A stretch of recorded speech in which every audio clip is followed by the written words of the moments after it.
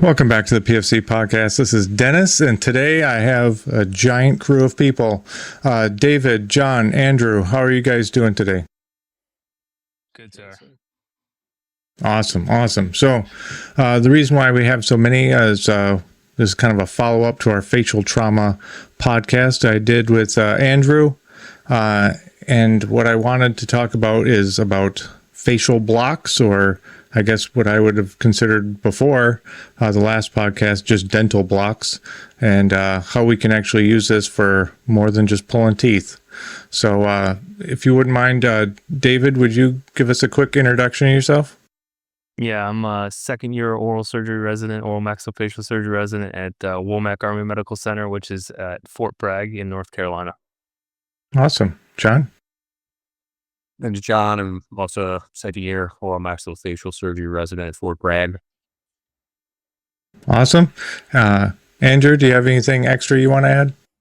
Hey, yeah, it's a pleasure to be back, Dennis, with the team. John and Dave are two of my all-star residents and very also operationally focused, which is why I wanted to bring them in the mix today. They have both done a lot of teaching for this specific topic to various austere medicine providers to try to spread the awareness of how dental blocks are not only dental blocks, but can be exceedingly helpful in the trauma situation. So hopefully the listeners can glean a couple of good pearls today, and we can explore some interesting insights to adding this kit or thinking about it in a different way. Awesome. So I guess one of my first questions is, like, usually this stuff happens like quick. Like somebody gets injured, they get shrapnel in the face or GSW or a stick in the eye, whatever it is. And, my go-to is, some kind of systemic agent like ketamine or fentanyl or something like that. I guess, am I able to get a full or a very good anesthesia or even good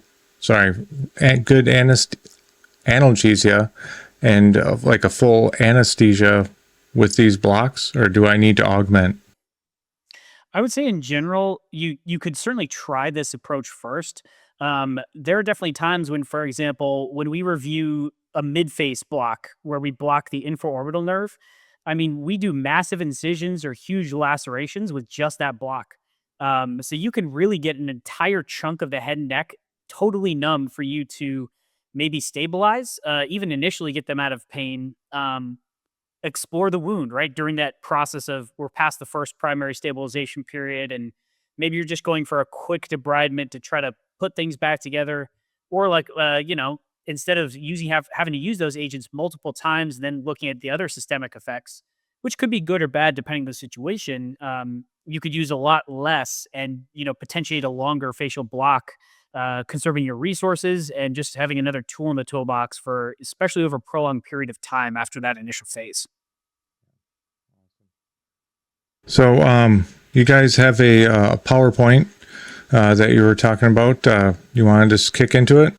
Yeah, let's do it. We thought this would be a good mechanism with this being a video podcast to, share, because, some of this is so abstract that, pictures can tell these stories generally in a lot better fashion. Yep. Perfect.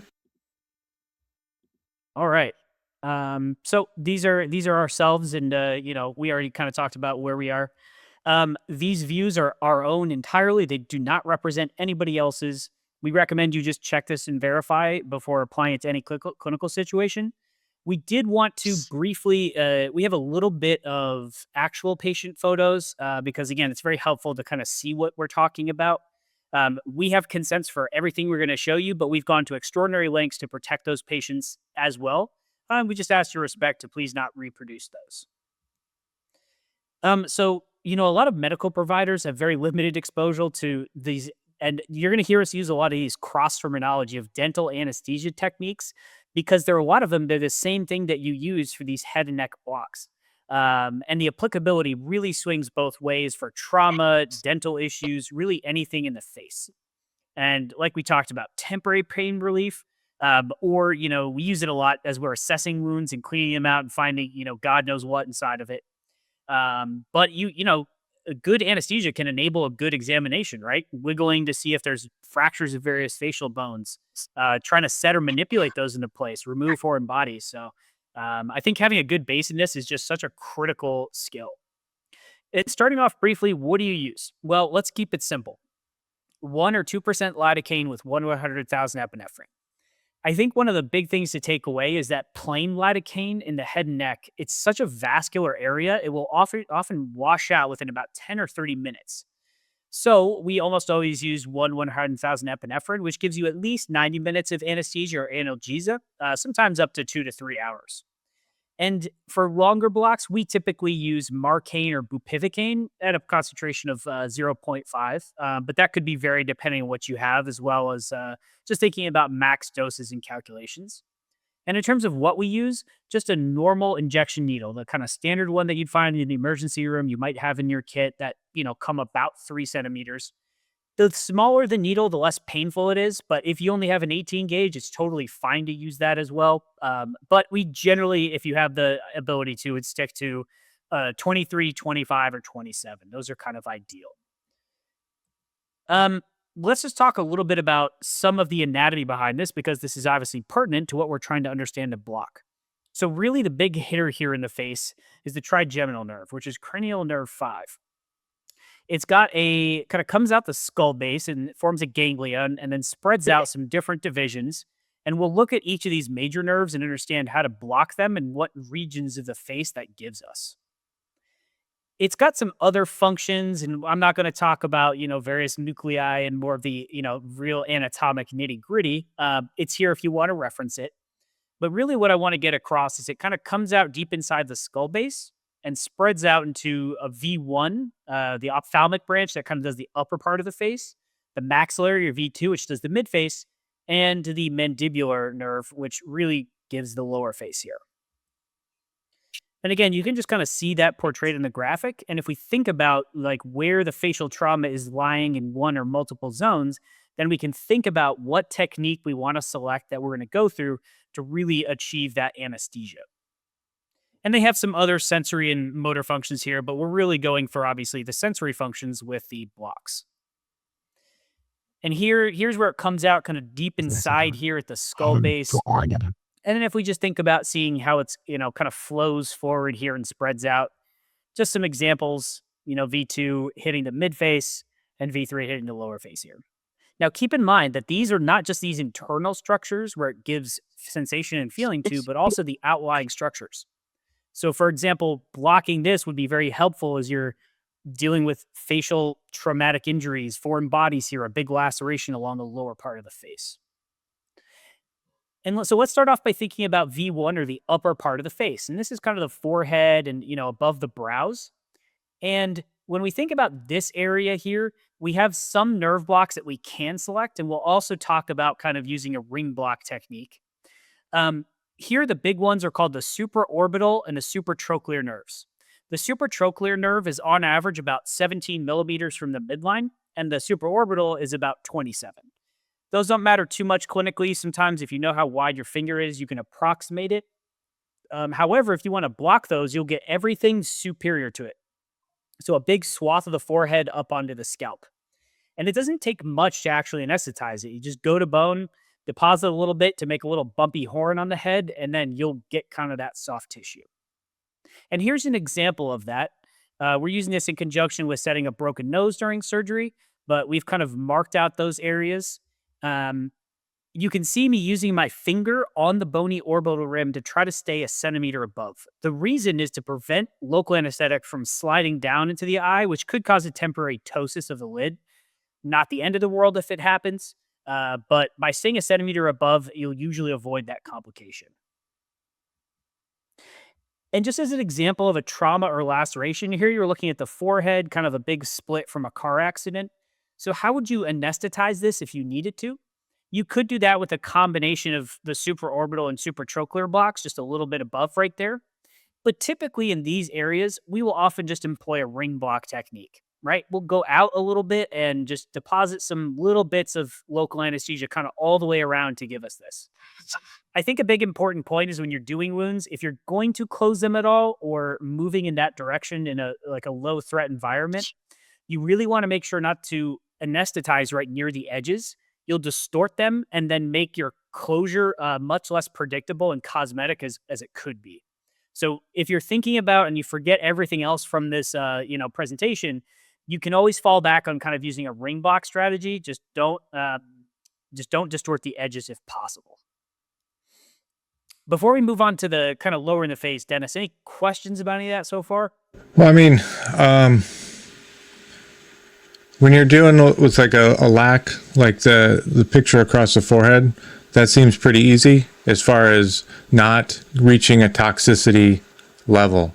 But when you're dealing with, multiple penetrations, or not just of the face, but the rest of the body, you could easily get to those max levels, right? So, I guess how do you handle that? Well, that's good. Yeah, I would think about it in the totality of at least what I anticipate in the short term then needing. And then I would reach for some of the bigger blocks that we're going to talk about. Like if they have mid-face trauma, just doing a small amount to get the infraorbital nerve will give you anesthesia of the entire mid-face. So kind of selecting the combination of the blocks that have the most bang for their buck. And maybe in something, if they have this concurrently, you just leave it alone or just try to do a little bit around it, and really hit the injuries that you have that are larger, for example, like other areas. Sure. So you have the infraorbital, and then you have supraorbital and supratrochlear? Yep, exactly. Yep, kind of coming up like here. And these are pretty easy because there's nothing here you can hurt. So if you're a listener here, I'd recommend if you can just find it on YouTube, just go right to bone and just deposit a very small amount of anesthesia. And how much is that as a point of reference? Maybe like 0.2 milliliters. So it takes a very small amount to just raise a small little bump there and hit one of these nerves and kind of knock it. Because I was thinking, what about coming across and essentially doing a sausage across both of those? You could. Where they emerge from the orbit here, they're pretty deep right from bone, and as they get more superior, they get more shallow in the tissue. So if you just do kind of a sausage across, like just under the skin, you probably won't pick them up near as efficaciously. As opposed to like if you did that high near the hairline, that would probably work. So essentially from here, you said, 20 centimeters off the midline? Yep, about 17 to 20, and then about 28. So if you're even close to that ballpark, like about the width of your thumb, you're probably in the ballpark to hit that kind of middle area here. Are there any anatomical features that you can feel, like the infraorbital block? Like you can feel that groove at the base of your eye. Is there anything up here? Not as much because it's variable about how those nerves emerge from the skull. Sometimes they come out of little notches right there, and sometimes they come out of little holes or foramina. So it's quite unpredictable, and there's not really you're better off going off the numbers as opposed to a feel thing. But if you don't remember and you're somewhere in this vicinity and you put a couple different dabs here, you'll probably hit them both. Yeah. All right. The maxillary division. John, you want to dig us into this area? Yes. So the maxillary division, V2, that'll be for our mid-face. There are a number of different blocks, but the main workhorse will be that infraorbital block, which we've alluded to. Here we can see some anatomy, again, coming out of the foramen in the skull base, coming right out of the infraorbital foramen there below the orbit. Some other blocks for intraoral would be the superior alveolar nerves, the palatine, greater and lesser palatine nerves, the nasopalatine. But for most of your soft tissue injuries, we're thinking infraorbital nerve block. So typically, it'll be mid-pupillary line, about 5 millimeters to a centimeter inferior. Put your finger over top of the globe to block that, and try not to come up with it if you're coming extraorally. Deposit your local anesthesia, and that should get most of that mid-face on that side. Here we can see the photo covering up with the finger and coming in with that needle at an angle and not toward the globe to avoid that injury. Yeah, and Dennis, this is a lot of times as in the dental world, we teach doing this from inside the mouth. But what I find is people get really scared because going up at that angle, they're worried about hitting the globe. So I like to do this, and I think it's even more efficacious I simply put my finger on the bony rim. And as long as you go below that, about a centimeter, about a finger breadth, and just go to bone and put in about a cc, you'll be right in that area. Again, there's nothing else you can really hurt there. So you can do it through the mouth, but I think if you're less comfortable, doing it actually just through the face is more predictable in order to hit this block. Yeah, that's definitely way easier than the way I learned it. Like you mentioned, going through the mouth and you're just guiding it towards his eye. Yep. But the blocks that you get, are these going to be just superficial, or does this, because now we're dealing with the maxilla and pretty frequently these bones are disrupted, will we actually get any anesthesia in the bone itself, or? You will, yeah. You will have a little bit of innervation from some of the other nerves further back, but if you actually hit this block, you really get all the soft tissue as well as a good part of the anterior maxilla. So this really knocks out most of the mid face. You'll get some cross innervation here and there, but this is a very powerful tool to use. Intraorally or inside the mouth, anesthesia is pretty easy. It's almost point and shoot, but knowing exactly where to point is more the important part there. Here we can see below the line is attached gingiva or stuff that doesn't move. And then above it is the flappy, lippy, cheeky part of the tissue. We want to put our needle right where the Zinn pouch zone is. So where your Zinn pouch sits, right in that loose tissue where you'd put it in, the pouch, the vestibule area. You just guide your needle right along, right into that loose tissue that flaps up. And then wherever you want, you aim towards that a little distal or a little behind where you want, because if you remember the nerve flow from the chart, from the diagram, it flows posterior to anterior. And that will get you in an anesthetic within the mouth. Yeah, and the maxilla, I think about it like a sponge. It's really porous. So just by putting some local in there, you can either get teeth or a teeth area if you need to do that, but also just depositing some in the vestibule, you'll still be getting a soft tissue in a kind of a pretty big area from wherever you put it in there. So think about these infiltration techniques, like not only for if we need to do intraoral and teeth stuff, but also if we need to get the stuff that's on top of it for the soft tissue as well.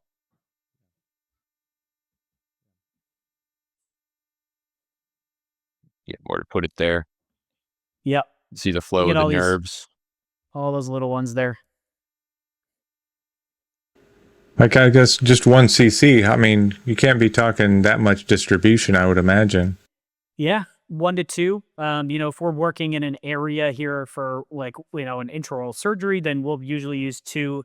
And a lot of times, typically what we do is we do a field block technique, and then we also do some local, something like this. Because then we get, 2 levels of anesthesia, as well as using the epinephrine for some local hemostasis, as well as subperiosteal dissection.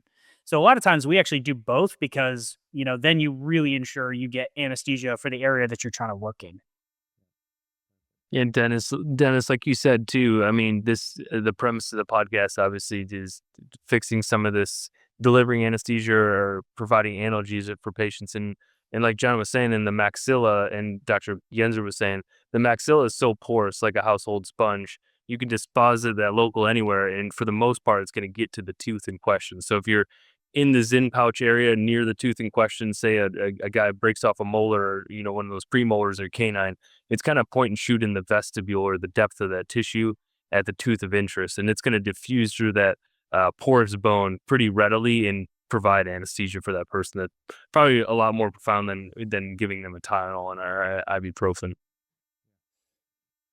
And, we're talking more about the trauma dentist, but if you're dealing with a JSET situation or a longer in the field and somebody breaks a tooth, like that pain can be crippling and take somebody out of a fight. So, a couple little injections or a couple a day, keeping somebody in a fight, from a tooth thing can really be a tremendous difference in the assets you have available.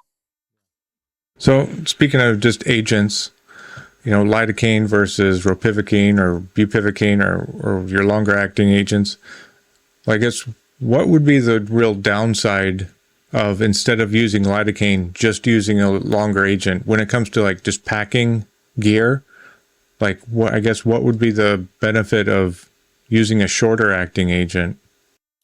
I would say not much, except for the maximum dose toxicity, right? Because with bupivacaine or marcaine, we usually think of about 90 milligrams before we start getting over max dose. So I think you would have potentially less agent. Whereas if you're using 1% lidocaine and doing a 7 mg per kg, which is usually what we use with epinephrine in the head and neck over a 24-hour period, you would have more flexibility in terms of how much you could use. So I think that it would probably be worth it to carry some of both, as opposed to just only doing the longer stuff. But I think the other thing is maybe you would have lidocaine easier on hand for other things that you might have to treat. So whereas if you eliminated it, maybe all the other medical things that you might use it for might then be challenging. But you would know more about that than us. I'm not sure it depends on your mission, what you would carry necessarily, or just in your normal bag.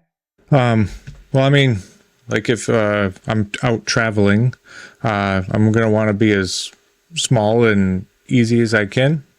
And so, decisions like that, are going to come up.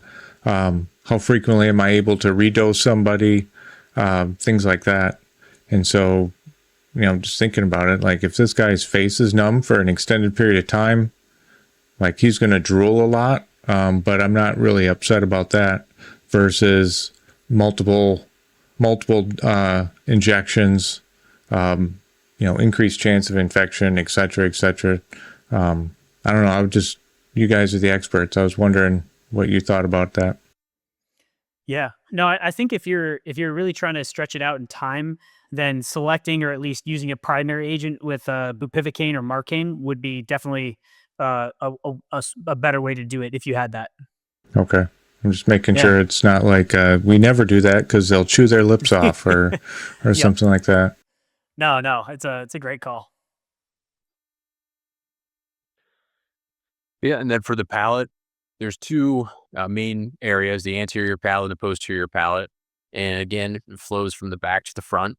The greater palatine, you can do a block, or for the palate, you can do local infiltration as well. You can see the greater palatine foramen there in the posterior, about 1 centimeter from the teeth, the first, second molar midline. And then the incisive foramen for the nasopalatine, which will get those anterior teeth, the front teeth, deposit a little bit of local. The palate does not take much local to utilize, maybe a few tenths of a cc, and you'll see a good blanching on the tissue. And that's when you've got that area. Yeah, this tissue tends to be very bound down, so that's why this hurts so much. But a lot of times, if I've seen a lot of gunshot wounds that hit part of the face, or especially self-inflicted, and they tend to go right up through all the structures and cause a lot of damage to that area there. So just thinking about you could put it anywhere on that palate can be quite helpful sometimes. So when you're dealing with maxilla injuries, are you hitting both the orbit and the palatine? It depends on the extent. Because if it's just a Lafort level fracture, just their top jaw is broken off, then doing some bilateral infraorbital nerve blocks will at least take away probably a majority of that pain and discomfort.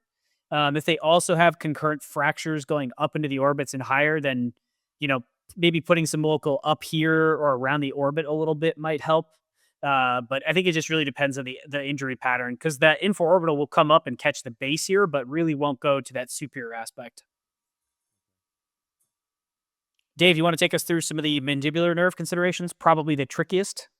Yeah, sounds great. And Dennis, just to segue into that, is when we're thinking about the lower jaw of the mandible, this is the third division of that trigeminal nerve. So we said B1 was that ophthalmic branch covering the forehead, the maxilla covered by the V2 branch, and now this is V3. So 3 branches to that trigeminal nerve. That's why it's called trigeminal. But the lower jaw, unlike the upper jaw, which we described was like a household sponge where it's porous, the lower jaw is like concrete. So the nerve travels through a canal inside of the mandible, which we'll show. And you really have to catch that nerve before it gets inside of that canal, because of that bone being like concrete. You're not going to just locally infiltrate tissues. If you're actually trying to get teeth, you're not going to locally infiltrate and get profound anesthesia for teeth. You really have to kind of do prescribed methods on the lower jaw to capture tooth stuff. Now, this nerve, the mandibular branch, it does have branches that supply sensation to the muscles, like some of the temporalis and the masseter. Some of these muscles of mastication are chewing muscles, but its primary source is sensory, and sensory for the tissues inside of the floor of the mouth, along the gingiva of the teeth, and then the lower lip and chin. So like when you go to the dentist and you feel the numbness across your chin in this segment right here, from like the commissure of your mouth to the midline, that's all that nerve when it exits the jawbone and comes back out onto your lip. So say you have lip lacerations or trauma to the lower lip, upper lip is going to be covered by that V2, but the V3, if you have lower lip stuff, you can do these dental blocks to provide anesthesia for lower lip stuff, which is very common injuries. We see a lot of lip injuries in our ER, or guys for coming over from different units on the installation. A lot of lip injuries are very common. So as I mentioned, there's an anterior root, there's a posterior root. You can read through all this stuff. Gives a bunch of whole branches. Some of it muscular, some of it sensory, a lot of it sensory. So this is that lower jaw, which we call the mandible. The mandible has like the body, the mandible, that's the long portion that kind of houses the teeth, and the upper part where it starts to rise up at the ascending is called the ramus. And I only point this out is because some of these landmarks are going to be important for us to kind of mention. So the ramus is the part that kind of juts up. And you can see on the inside of that mandible, on that far side of the picture, you can see the mandibular foramen. That's where that neurovascular bundle comes out of the skull. It exits foramen ovale, it kind of dives down through the base, kind of deep to the zygomatic arch and in the tissues back here behind the maxilla. And then it enters that hole, the mandibular foramen, where it kind of follows this canal all the way through, supplying sensation to the teeth, and then it comes out that other hole where you see the mental foramen, and that's right around this premolar canine kind of region around here. That nerve comes back out, and like I said, it kind of spreads out and fans out and gets the sensation to our lower lip and chin. So utility in both ways. So this is like where you're going to see some of the tissues along the gingiva. Like I said, the tissues on the lingual side of those, or the tongue side of those teeth, the teeth getting anesthesia. A branch of this, the lingual nerve, gives off a branch and gets the anterior 2/3 of the tongue. So could it be applied if you have tongue lacerations? With tongue anesthesia, you can do something like this. You can also just locally infiltrate a tongue for the most part as well. And then you can see it kind of juts out under that lip and getting the lower lip and chin. So when we're trying to target this nerve, like I said, you have to be a little bit more specific, and you can't just kind of shoot. It's not hand grenades. It's a little bit more precision. So you're trying to catch that nerve, like I said, before it goes into that mandibular canal. And so there's a little bit more anatomy where we have to target. So inside of this space, if we were to look down on the mandible, we took it in a cross section. Now we're looking down on it. That's that ascending ramus, what we talked about, the part that's the mandible going upwards. We're looking down. You can see that neurovascular bundle, and it's kind of going into the ramus. The muscle that's on the medial side or touching those nerves is the medial pterygoid, and that's on the inside. That's kind of our medial landmark.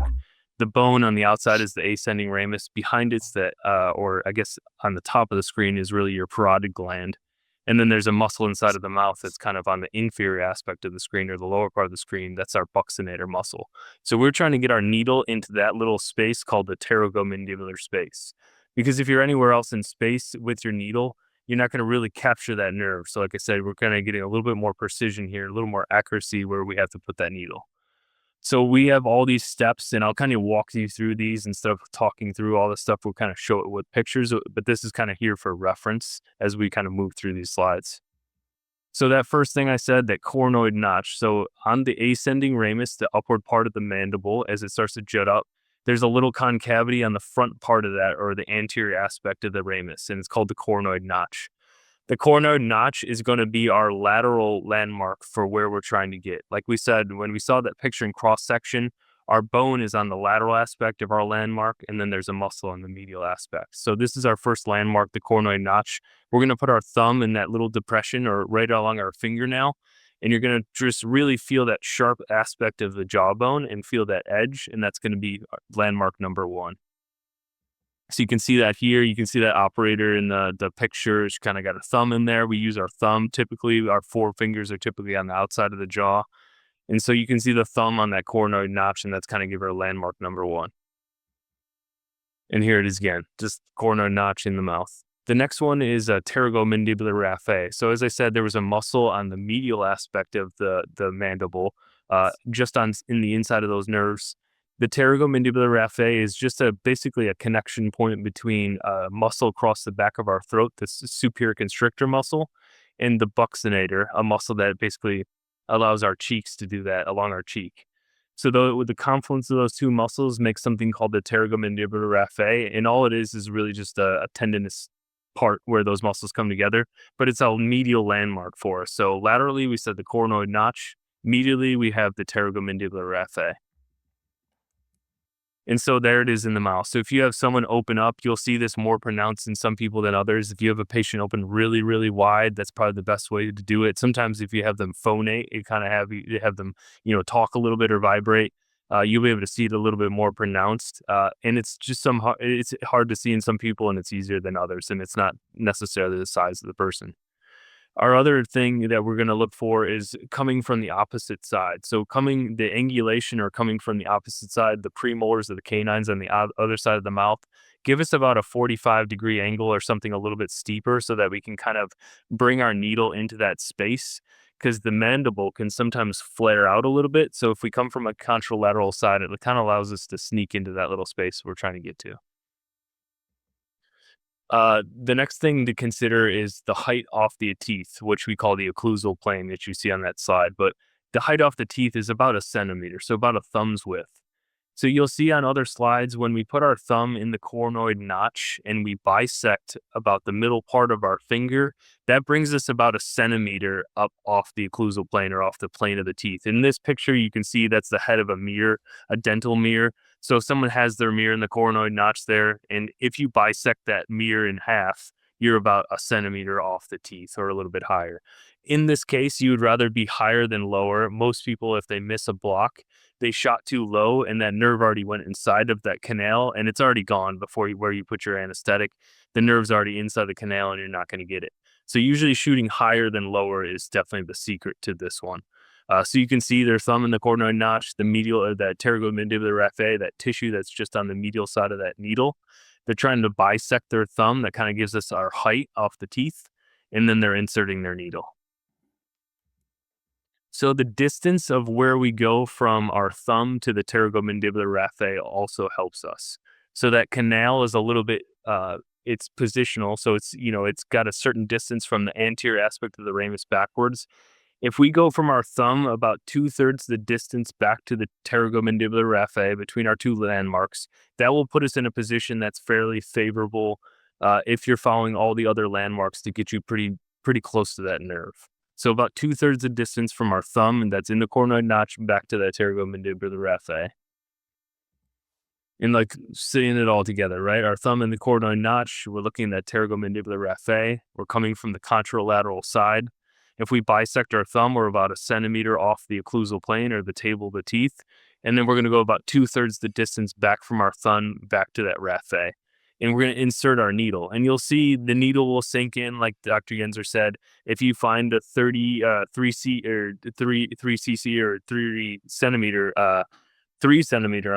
centimeter needle, about 20 to 25 millimeters of that. So maybe 2/3 the needle, 3/4 the needle into the tissue, you should start to be in the place of position.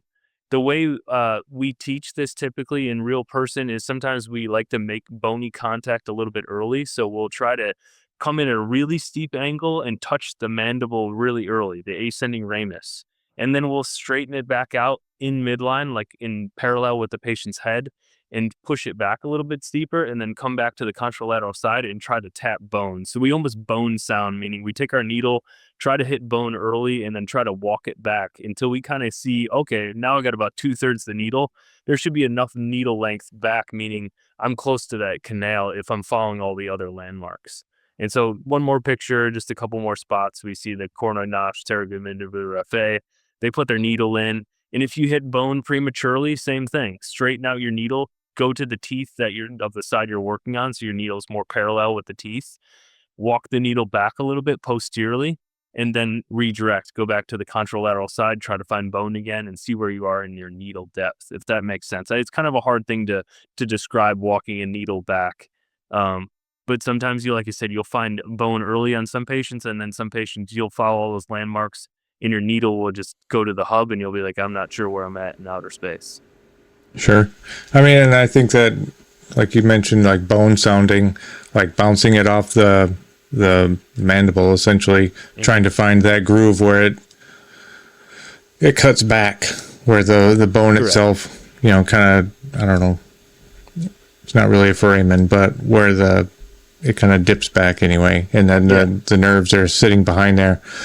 You mentioned going up 1 centimeter, and you're hitting roughly the correct area. Can you really go too high? I mean, without obviously hitting the maxilla, but as long as you're below the upper teeth, can you still be in a good spot?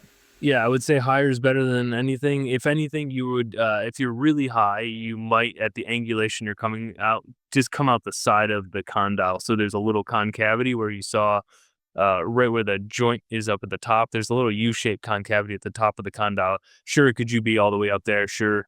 I don't think that'd probably happen, though. You're probably going to be a lot better off being higher than lower, but Dr. Yenser could chime in too. Yeah, there's probably 3 or 4 variations on this technique. Like personally, I use something called the Akinausi style. But what you're describing of going really high is something we call the Gao-Gates block, where you intentionally go really high. So I wouldn't go super high, but in general, I would aim higher is lower, because if you get it high, gravity will pull that anesthesia down onto the nerve. Whereas if you're low, the little bony housing where the nerve enters is going to block it out from the nerve, and you won't get anesthesia. So cheat a little bit high, and as you're kind of getting the vibe, the needle needs to be most of the way in, like just not quite hubbed, but almost hubbed. If you're anything shallow than that, you're probably not going to be in the right place to get this. And I would say, particularly like, for listeners out there who are like, all right, you're really talking like dental stuff, right? Like all this mouth, yada, yada. But like if somebody has a lower broken jaw, a mandibular fracture, you give them this one block behind where the fracture is with the nerve that primarily innervates it, you take him out of a tremendous amount of pain, right? This is tricky. And I think, we're talking more dental world, but you know who does these blocks literally every 30 minutes on every patient they see? Dentists. So if you have the opportunity to do some training and go spend a half day with a dentist, you get to see some of these, maybe practice with them. And, doing this a couple times on, working with folks, you'll kind of be like, oh, okay, I get how to put this together, which is why doing a little bit of dental training can actually be incredibly valuable for your trauma skill set. Yeah, absolutely. Not to mention, you will feel drastically better when you're downrange and you have mush mouth come and ask for help. Exactly. Yeah, and usually, it's usually you're being a little too anterior, just like Dave was articulating.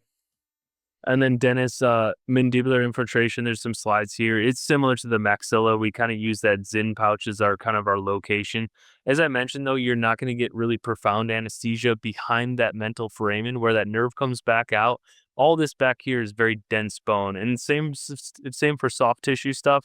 You're not going to get anesthesia across the cheek from a mandibular block. Even though we show in that picture, okay, V3 covers all of this, it covers internally of that stuff. The skin outside here on the cheek, that's going to be more like, okay, I do some local infiltration around a wound over here. If it's on the lower lip, sure, the mandibular block, great anesthesia.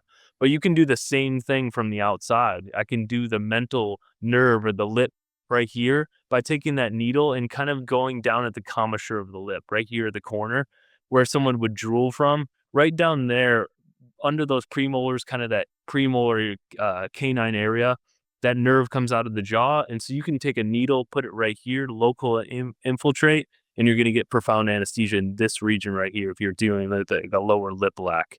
But the mandibular infiltration, and that's this needle on this slide right there, they're targeting basically where that nerve is coming out. They're doing intraorally, but you could take that same thing, take that needle, take that Mirroway that they're using right now, and do that extraorally if you're doing soft tissue stuff. This nerve where they're spraying, putting anesthetic right now, that's going to get those premolars, it's going to get the canines, and it's going to work some of these anterior teeth, the front teeth down here. So all that kind of depositing there is going to kind of diffuse across the lower lip and chin. And it's the same as this in pouch. Go in a couple millimeters with the needle. It doesn't have to be anything fancy. That's a picture of that nerve coming out, example in that lip. But just go in a couple millimeters, spray a little bit, and I try to be generous with it. Like do a little drop at first, let the nerves kind of get, coated in anesthetic first, and then do a larger bolus, a cc or cc and a half of local anesthesia. Let's just touch on, Dennis, a couple of the other particular facial structures that you may encounter.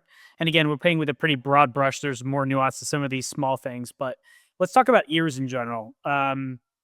This is something not too long ago that we, helped take care of. So if you're dealing with ears and ear trauma, how do we think about, getting good anesthesia for this? And the thing you want to take away from this is a ring block. And this is like, just like you described making sausage, if you just make a little ring block of sausage just under the skin, kind of insert your needle and pull back, and you make a little diamond around an ear, you'll pick up a number of these different sensory branches to really give profound anesthesia before then exploring, debriding, closing and addressing if you have to. So just a easy peasy, just do a little ring just underneath the skin around it. And then, just to show you the kind of things, this is the operating room, obviously, but, we do a little ring block and then explore it, figure out all these pieces and put it back together, right? Good as new. With nose, you can have some, more traumatic injury. This is a concept that I've just, I kind of think about it like the movie Predator, because we all know Predator is an amazing movie, that a lot of times with, facial trauma, gunshots, otherwise, this is a soft tissue injury in a nose. They have an initial predator appearance where everything is just splayed open. It looks horrendous. And then you start to clean it up and kind of put things back together, and it's not as bad as you thought it was. Even with reasonably large avulsions, there's usually not as much tissue missing as you think. So I think of these personally like predator-style injuries. But if I'm just trying to address this in the field, I would do bilateral infraorbital nerve blocks, get that all numb, maybe a little on the bridge of the nose, maybe 1 or 2 drops kind of underneath the nose here. But my workhorses are going to be those IOs, because that's going to get a lot of the sensation to this area and, give that patient a substantial amount of more comfort. Otherwise the amount of comparing that with what you'd have to do with IV analgesics would be, knock them out until they're deeply sedated for it not to hurt, And then just an example, right? The predator coming back together, right? 2 hours later in the operating room, and this is him like 2 weeks later. So it's pretty amazing that you can go from such a predator style injury to, not too bad. And the main reason is because of the vascularity of the head and neck. We can get away with so much more than on the extremities because you have such great blood flow and blood supply. When we think about lips and mouth in particular and tongue, just the same stuff that we talked about, right? Some of that local vestibular infiltration to get areas, thinking about our field blocks, either doing a combination of an IAN for a tongue or just kind of around it a little bit. Everything we just talked about really lets you deal with these kind of injuries. And a lot of times in our world, it's not even just the dealing with it, but seeing what's fully there, right? Is there crap in there? Is there foreign objects? Shrapnel, I found God knows what in these kind of injuries, including pieces of teeth and other chunks of things. So really, it gives you the ability to open it up and kind of see what you're dealing with and clean it out before you even start the plan of like figuring it out. A big thing about the lips, when you're thinking about local, really think about using things like that mental nerve block or blocking around it, because if you distort the aesthetic appearance of the lips, you can really cause them some long-term issues.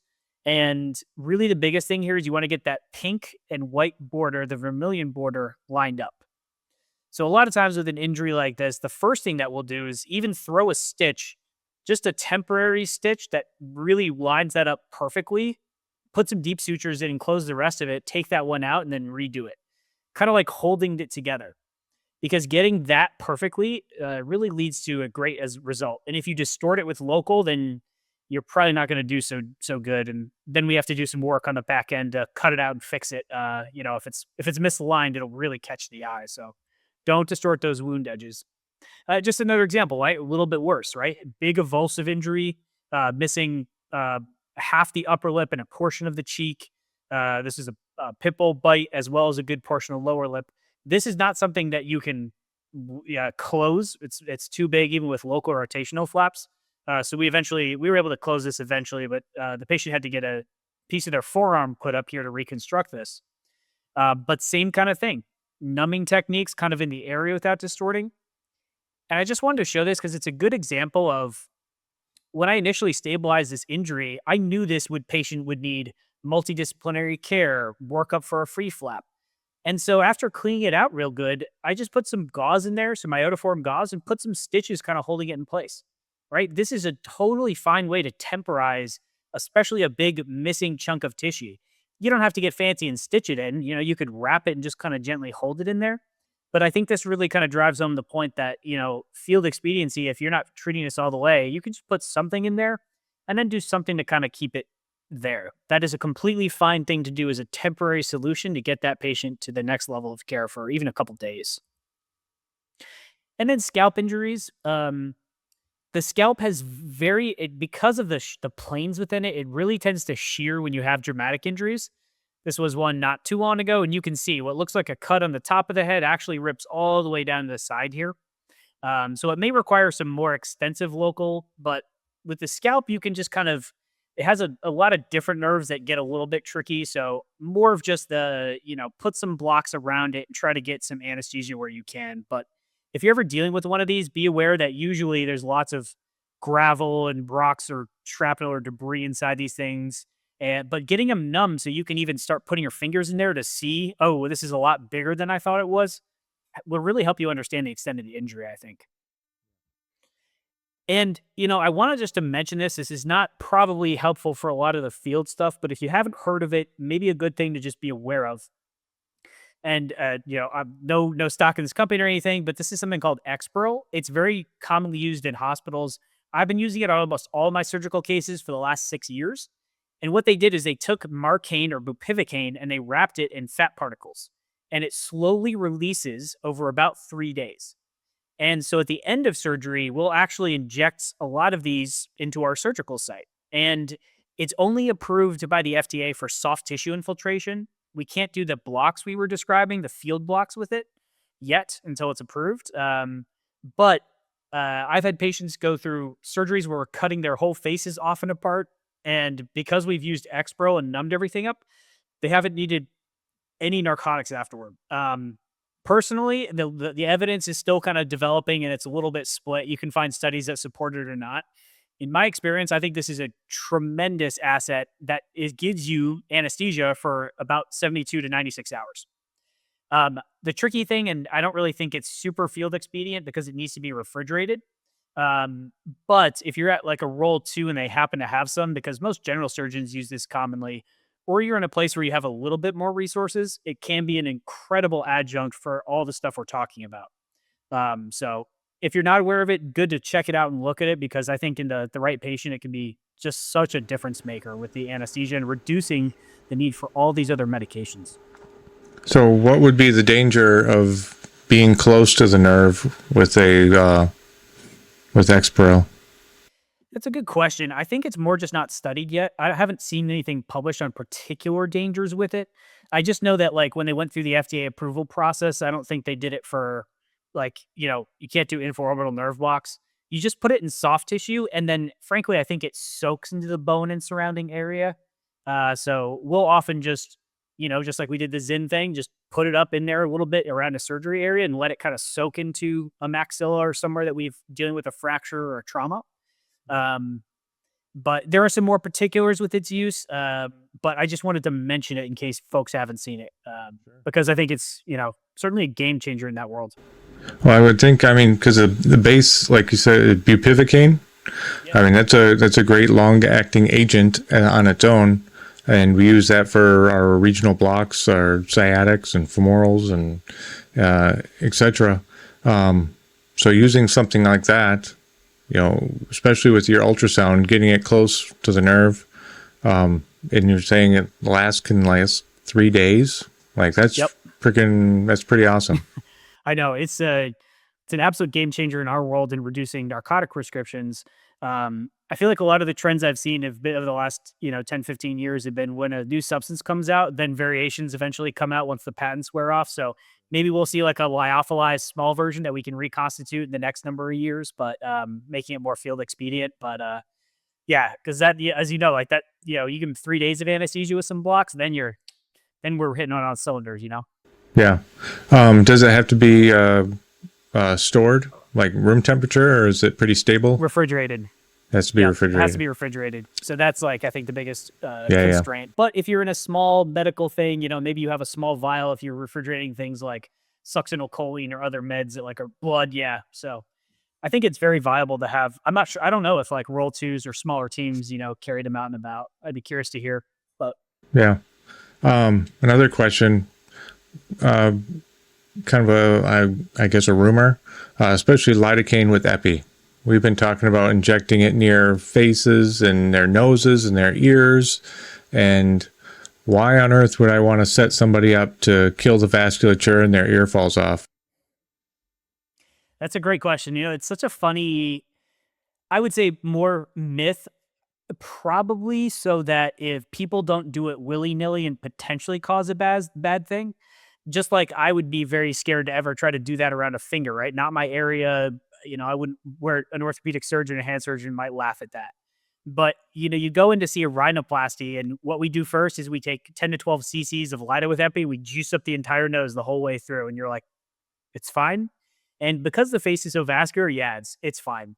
I would say the only time I would think about that would be like when I have an ear that's hanging on by like 5%, and that's the only blood flow into an entire area, then I might not use it. But I've still used it when ears are mostly hanging off. And in our world, in ENT, OMFS, we use it and don't think twice about it. So I would not stress personally about using it in the head and neck based on my experience. I'm sure there are one or two situations, but if you just think about the blood supply and you're even close to good because we're so vascular and not like the distal extremity, then I think you're fine. And like I showed, you actually should, because otherwise the vascularity just washes out and 30 minutes later, you're back to that shit ain't working. Speaking of it washing out, when can I redose? Like I'm using I'm stuck with using a shorter acting agent. When is it safe? Yeah. I didn't want to get too much into the math and nuance, but at least the way we think about it in the face is a mgs per kg calculation. Because of the slow kind of diffusion and the high vascularity. Because there's on one hand, you have the fact that lidocaine is metabolized by the liver in, 30 to 60 minutes in terms of half-lives, and in anesthesia, we'll put them on a lidocaine drip, right? And give them a tremendous amount. We really try to adhere to at least an easy way for adults, 7 milligrams per kilogram with a max dose of, I think, up to 400 or 500.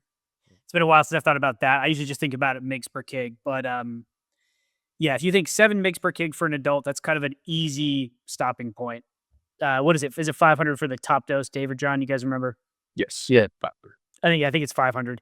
It changes a little bit if you're using with and without, and then you have to, do the calculation with the summation of the percentage if you're using different types. So I thought it might be a little too math heavy to get in, and I didn't want to spend too much time on that. But yeah, I think honestly you just have to redose. But even if you give them sometimes it's just a simple matter of, let's say you're a day into taking care of one of these patients and they're in a tremendous amount of pain, and you're keeping them juiced up on fentanyl and it's still not working that well because, big face injuries hurt like a crap ton.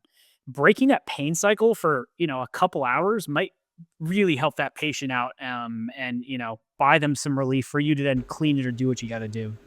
Yeah. Yeah. So like for our normal regional blocks, at least the way it's been explained to me, as long as they have motor to it, they have sensory and, good signs of perfusion, if they're feeling it, you probably could at least consider redoing it. But those are all larger nerves, more vascular areas, or bigger vessel kind of areas. Yeah, that's a very reasonable way to think about it. Pretty much if they're feeling it and you're under the max dose, go ahead and redose. There's no compunction about not doing it. Okay, awesome. So when it comes to like facial trauma, other than like the basic stuff that we talked about in the last podcast, and it comes to like pain control, what else would you like me to do to get you the best possible outcome when they finally get to you guys? I would say there's not really any special answers. In our world as OMFS, we provide our own deep sedation to patients. So we're very familiar with, your guys' world. And, we do that every day for patients during, our surgeries.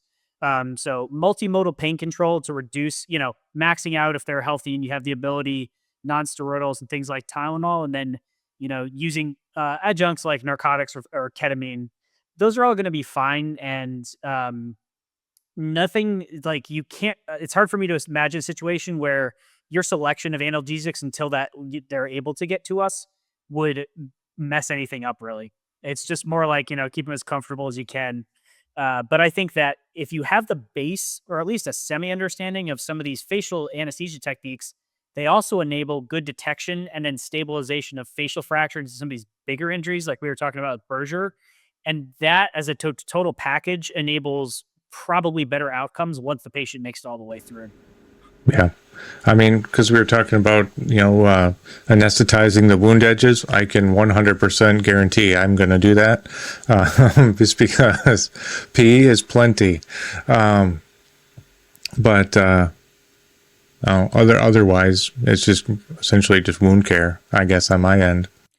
Yeah. And a lot of times, like, don't stress it too much because, like, if I get a wound back to me from a field environment, especially a big one, I'm taking to the operating room. I'm cutting out all the stitches you did anyway. I'm looking inside there, cleaning it out, and I'm going to redo it. So, like, don't waste a lot of time trying to make it look pretty. Just kind of hold it together until they get to us, and that is probably fine.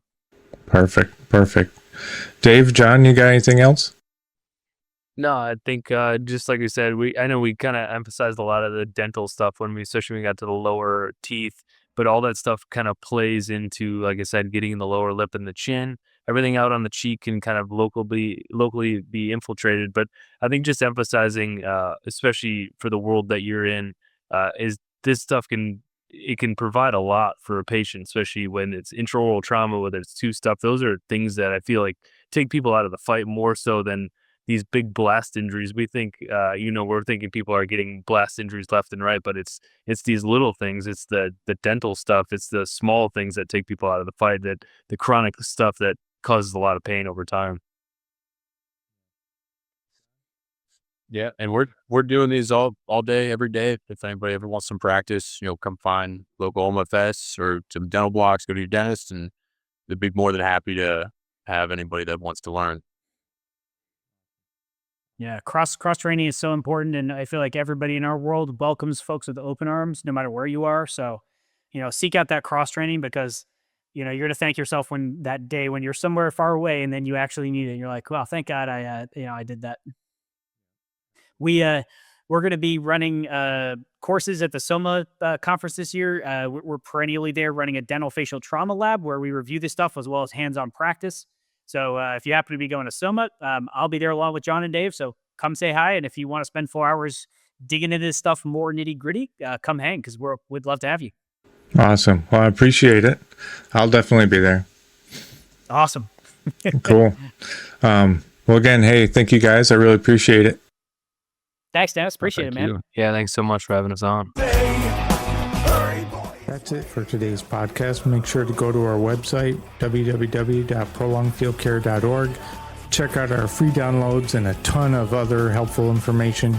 Grab a bag of our fresh roasted PFC coffee, links in the description below, and stay on the bleeding edge of combat and austere medicine. This is Dennis for the PFC Podcast, out.